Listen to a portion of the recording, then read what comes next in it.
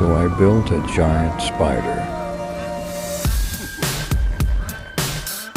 I built it out of old plastic pipes, pool noodles, and spray foam.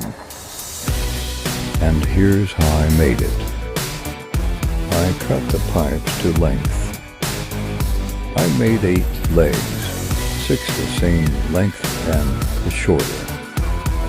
I made some brackets for the legs to slide into, then attached these brackets to a wooden frame.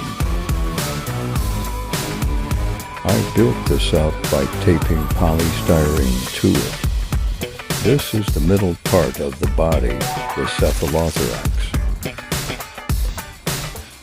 The abdomen is just a cardboard box with shaped polystyrene tape to it to make it round.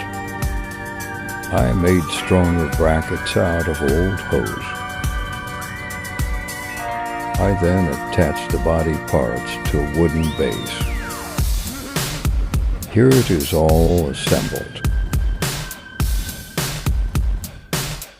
I put a layer of expanding spray foam over the whole body, which, once it had hardened, I cut to shape with a big kitchen knife.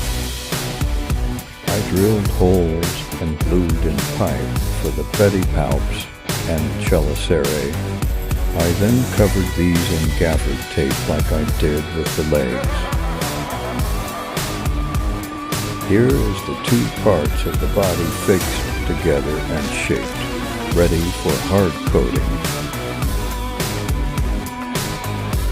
I fill the holes and smooth it out with exterior grade plaster. Then give it 3 thick coats of exterior masonry paint as primer. The eyes are clear crystal baubles painted black inside. I painted several coats of black to finish it. I attach the eyes with a hot glue gun. Let your body move to the groove. Now is the time to let go of your pain. Move your soul to this spooky tune. No one is immune. Leave your troubles behind and party all night.